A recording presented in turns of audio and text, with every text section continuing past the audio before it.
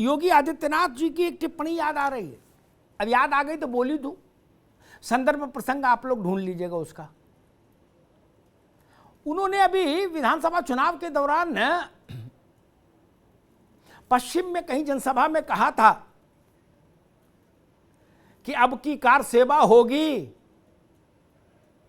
मैं अपनी स्मरण से उनके शब्द उद्धृत कर रहा हूं, कॉमा फुल स्टॉप इधर उधर हो सकता है, वैसे ईश्वर की कृपा है मेमोरी ठीक है। अभी योगी आदित्यनाथ ने कहा कि अब की कार सेवा होगी तो किसी की हिम्मत नहीं पड़ेगी कि गोली चलवा दे। गोली चलवाने वाले लाइन में लग के फूल चढ़ाएंगे, फूल। अभी कार सेवा कहां होगी, कैसे फूल चढ़ेगा, परमात्मा जाने या योगी जी जाने, लेकिन चीजें हैं। और मालूम है, मैं बहुत विनम्रता से कहूंगा, तलखी तो मेरी आवाज में हो सकती है लेकिन मेरे मन में कभी तलखी नहीं होती।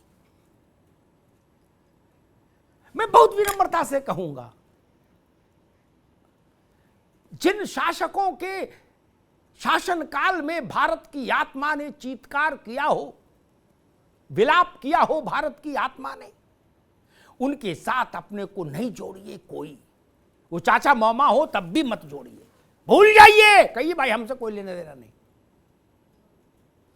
बहुत अदब से कहूंगा, घर में एक लड़का डकैत निकल जाए, विष्णु जी, घर में एक लड़का डकैत निकल जाए तो अम्मा बाप अखबार में निकलवाते हैं कि इससे हमारा कोई लेना देना नहीं। निकलवाते हैं कि नहीं निकलवाते? अजय गौतम जी निकलवाते हैं ना? मोइन खान साहब निकलवाते हैं ना? ये वही समय है जब इस बात की घोषणा होनी चाहिए कि अब्दाली से भारत के मुसलमान का क्या लेना देना, खिलजी से क्या लेना देना, नादिर शाह, चंगेज, औरंगजेब, इस तरह के जो तमाम लोग हैं। दारा शिकोह के साथ कोई क्यों नहीं खड़ा होना चाहता? वो भी तो मुगल था, उसके रक्त में भी बाबर का खून था। आज तक मुझे एक आदमी नहीं मिला है, नॉट ए सिंगल वन, जिसने मुझसे कहा हो कि अमिताभ भाई I adore Dara Shikoh, I love Dara Shikoh, मैं उसका डिसाइपल हूं, उसका अनुयायी हूं। क्यों भाई, दारा शिकोह में कांटे लगे थे? जिसने दारा शिकोह का सर काट लिया सगे भाई ने, उसका झंडा लिए घूमोगे तो बवाल नहीं होगा?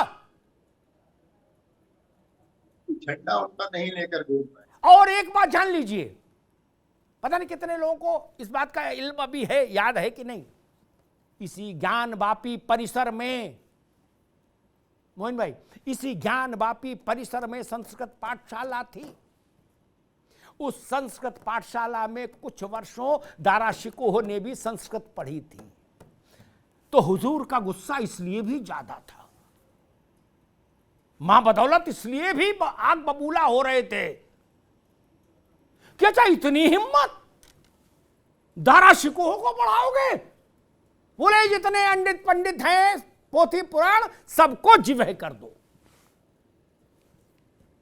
उनके साथ कौन खड़ा होगा?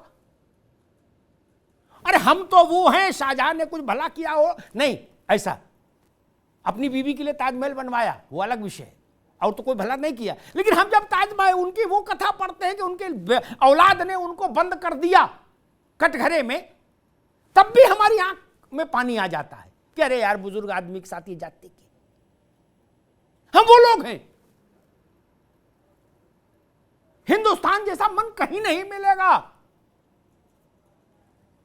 दुनिया का कोई दूसरा देश बता दीजिए जिसने अपने इतिहास के इतने घावों के बावजूद ये कहा हो कि गंगा जमुनी संस्कृति, भाईचारा। दुनिया में एक उदाहरण बता दीजिए जहां हो रहा हो। मित्र, इतिहास की छोड़ो मोइन भाई, वर्तमान की बात कर लो।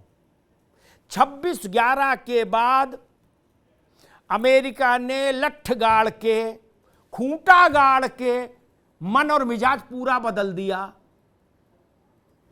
टोटल बदल दिया। रो चाहे चिल्लाओ, बदल दिया ना। वहां डिस्क्रिमिनेशन का कोई आरोप नहीं लगाता। बदल दिया, टोटल बदल दिया। बोलो नो, नो का मतलब नो, लाइन में खड़ा हो जाओ सीधे, कर दिया ना। भारत ने वैसा नहीं किया कभी। ये समझना होगा जो बात विष्णु विनोदम जी कह रहे थे। आज नहीं समझेंगे हम लोग आपस में तो कल कठिन हो जाएगा। मैंने कितनी बार इस बात का निवेदन किया कि राम कृष्ण और महादेव इनको सामान्य मंदिरों के साथ मत तौलिए, सामान्य मस्जिदों के साथ मत तौलिए मित्र। ये सामान्य धार्मिक स्थल नहीं हो सकते इनके स्थान।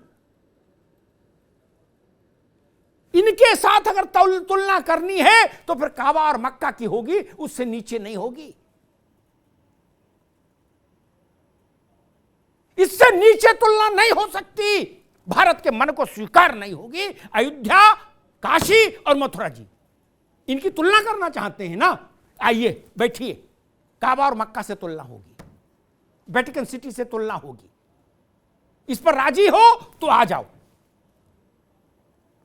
लेकिन गंज डुंडुवारा में गली नंबर 7 में जो मस्जिद बनी है उसकी तुलना इससे कर दोगे तो नहीं चलेगा, फिर नहीं चलेगा।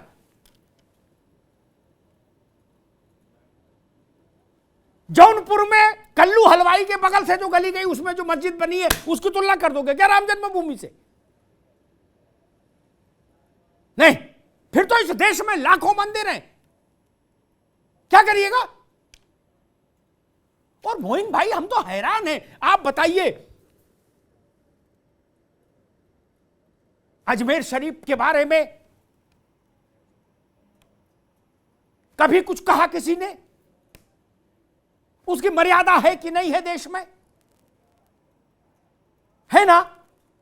चरारे शरीफ की मर्यादा है कि नहीं है? हमारे उत्तर प्रदेश में देवा शरीफ की मर्यादा है कि नहीं है? बताइए। कौन वहां वैंडलिज्म करने जाता है? कोई नहीं, किसी माई के लाल की हिम्मत नहीं।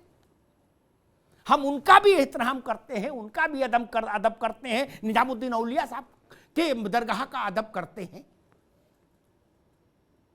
हम दरगाहों का अदब कर रहे हैं और वहां यह सवाल हो जाए कि रामचंद्र जी की मां की डिलीवरी किसने करवाई थी, उसको पेश करो। यह अभद्र बात है, गंदी बात है, मूर्खता है, यह ठीक नहीं। बाबा विश्वनाथ के साथ, आदि विश्वेश्वर के साथ हम किसी गुम्बटी की तुलना कर देंगे क्या?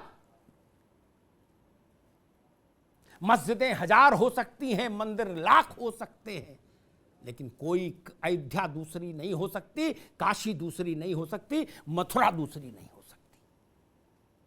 और कभी किसी ने बोला हो कि मथुरा को 5 किलोमीटर आगे पीछे शिफ्ट कर ले तो उसका नाम बताओ। कभी किसी ने बोला कि अयोध्या को सुल्तानपुर में ले आओ, चलो झगड़ा कटाओ, है? किसी ने बोला? नहीं ना। किसी ने ये बोला कि भाई काशी में लफड़ा नहीं करो यार, है? इसको जौनपुर ले लो, बवाल काटो? नहीं ना। ये संभव नहीं, मुमकिन नहीं, किसी के द्वारा संभव नहीं। कोई पार्टी हो, कोई सरकार हो, उससे भी कोई फर्क नहीं पड़ता। देश बड़ा है, देश। मैं फिर निवेदन करूंगा, इस मर्यादा को सब लोग बनाकर रखिए कि कल अगर वैज्ञानिक जांच में ये शिवलिंग के तौर पर प्रमाणित हो जाए, भारत के मन में प्रमाणित हो चुका, कागज पर भी हो जाए, तो सब लोग एक दूसरे से आंख मिलाने के लायक रहे, एक दूसरे से आंख मिला पाए। ऐसा नहीं हो कि आंख छुपानी पड़े, साथ रहना है, साथ बहना है, साथ जीना है, साथ मरना है। मित्र, आंख छुपा के भी काम नहीं चलेगा। इसलिए उतनी मर्यादा बनाए रखिए। बाबा मिले वजू खाने में, उसके साथ तुकबंदी मत करिए, गंदा है ये तरीका।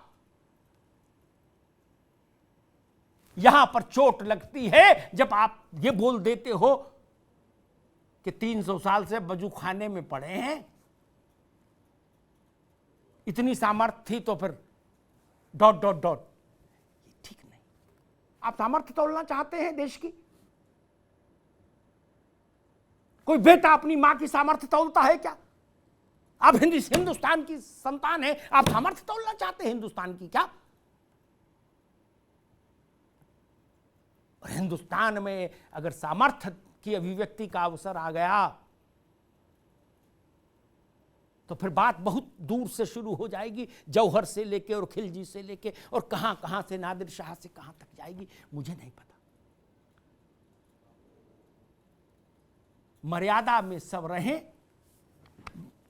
शिवलिंग घोषित हो जाए तो एक खेद के लिए किसी को कहना ना पड़े, दूसरे पक्ष से खेद अपने आप आए।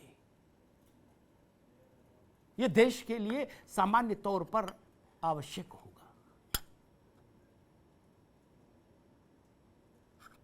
हिंदुस्तान के करोड़ों करोड़ लोगों के मन में नहीं तो यह फांस बड़ी गहरी रहेगी, ये जान लीजिएगा। सिर्फ ये कह रहा हूं, इतना दरवाजा खोल कर रखिए सब लोग